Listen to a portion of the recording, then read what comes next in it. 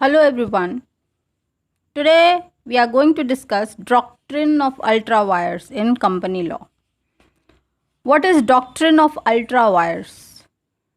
The object clause embodied in the memorandum of company determines the purpose and capacity of the company besides its sphere of activities. The subscriber to the memorandum enjoy almost unrestricted freedom to choose the objects of the company. The only restriction is that the object should not be illegal or against the provision of the act.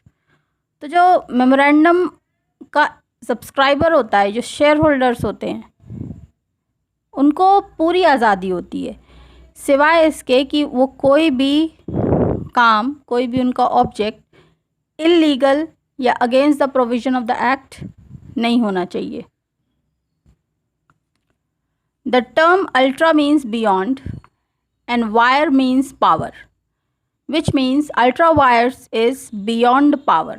Therefore, the doctrine of ultra wire implies the company should confine its activities within its stated objects. It is meant to restrict the powers of the company to go beyond its object laws. तो company का जो भी उसका principal है, जो activities हैं जो उन्होंने एमओए में मेंशन करी है, उसके अंदर ही उनको रहना है, उसके बियॉन्ड वो ऑपरेट नहीं कर सकते. यही कहलाता है doctrine of ultra vires. It is meant to restrict the powers of the company to go beyond its object laws. तो ये एक तरह का रेस्ट्रिक्शन है. An act of the company which is ultra vires is void and does not bind the company. तो जो भी काम बियॉन्ड द ऑब्जेक्ट क्लॉज होता है कंपनी के द्वारा, वो अल्ट्रा वायर्स कहलाएगा और वो वॉइड होगा, और वो जो भी काम होगा उससे कंपनी बाउंडेड नहीं है. Therefore it follows that neither the company nor the contracting party can sue each other for ultra vires act. तो यदि कोई काम अल्ट्रा वायर्स होते हैं, जो एक्ट अल्ट्रा वायर्स हैं, तो उसके बेसिस पे कंपनी या कंपनी के अदर पार्टीज़, जो कॉन्ट्रैक्टिंग पार्टीज़ है, वो एक दूसरे को स्यू नहीं कर सकती. अगर अल्ट्रा वायर्स एक्ट कोई भी होता है, ट्रांजैक्शन होता है, तो उसके कॉन्सिक्वेंस क्या हो सकते हैं? पहला, injunction. The members can move the court to restrain the company to do ultra vires act. तो इंजंक्शन अप्लाई हो सकता है. दूसरा, tortious liability. A person damage by ultra vires act of the company can get damages. तो अगर किसी का नुकसान हुआ अल्ट्रा वायर्स एक्ट के द्वारा, तो वो डैमेजेस क्लेम कर सकता है under the law of torts, for which plaintiff has to prove that the act was done by the company और एनी ऑफ इट्स ऑफिशियल और employees within the ambit of MOA और within the scope of employment. तो company को ये prove करना पड़ेगा कि नहीं, वो काम हमारे जो ऑब्जेक्ट था उसके अंदर है, नहीं तो फिर उनको क्लेम चुकाना पड़ेगा. Property acquired through ultra vires dealing. If company's money has been utilise for acquiring property, its right over such property shall remain. तो अगर कंपनीज मनी, कंपनी का जो पैसा है वो यूटिलाइज हुआ है कोई प्रॉपर्टी एक्वायर करने में, its right over such property shall remain. तो वो कंपनी का जो हिस्सेदारी है, जो हक है, वो रहेगा. Breach of warranty. The directors being agent of the company can do nothing which the company itself cannot do under its memorandum of association. जो डायरेक्टर्स हैं वो एमओए के बाहर कुछ नहीं कर सकते. And therefore any contract which is ultra wires, the company will be void and without any effect whatsoever.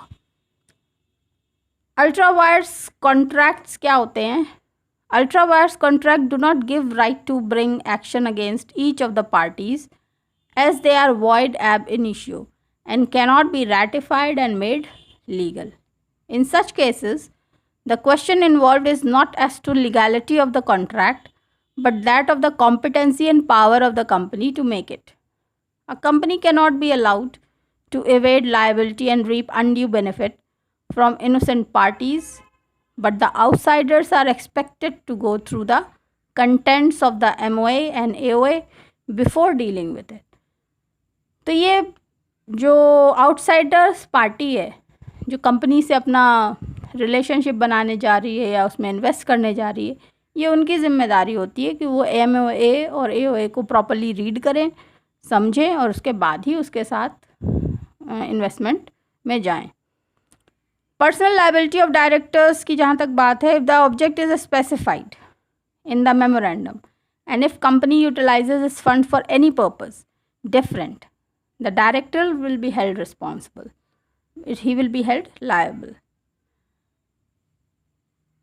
So friends, this was a short view, a short understanding, a very quick understanding of what is doctrine of ultra wires, and this will be of surely be of help to you.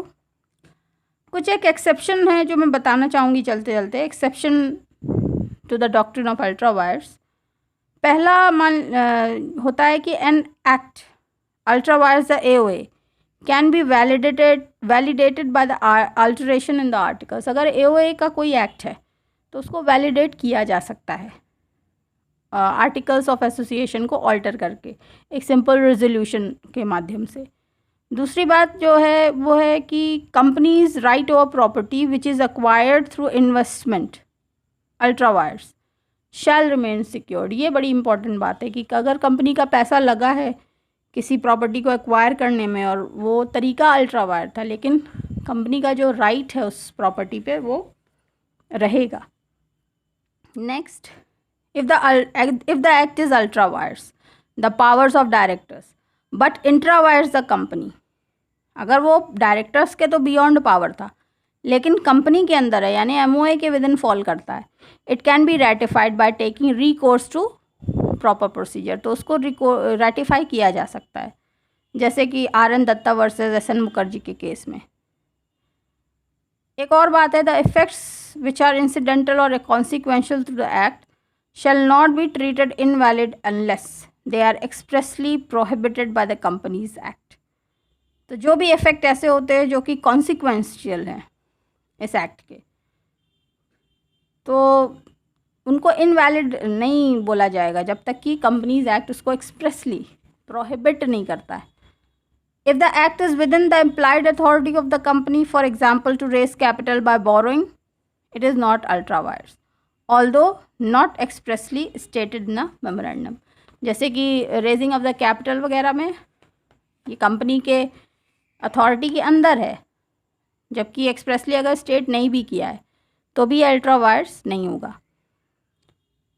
Last of all, very important बात, the share holders में validate the act by giving their consent. Share holders of the company जो हैं finally validate कर सकते हैं किसी भी ultra vires act को by giving their consent which is intra vires the company but done in an irregular manner. माने company के तो इंट्रा वायर्स है लेकिन उसका जो तरीका था वो इर्रेगुलर है, तो ऐसे किसी भी काम को शेयर होल्डर्स वैलिडेट कर सकते हैं। It is not necessary that they should give their consent at the same place and same time. वो अलग अलग भी दे सकते हैं, लेकिन ये उनके राइट के अंदर है कि वो इसको इस तरह के एक्ट को वैलिडेट कर लें। So friend, this was all about the topic which we have covered, that is doctrine of ultra wires. I hope this is going to be of help in your studies. Goodbye for now. Stay blessed.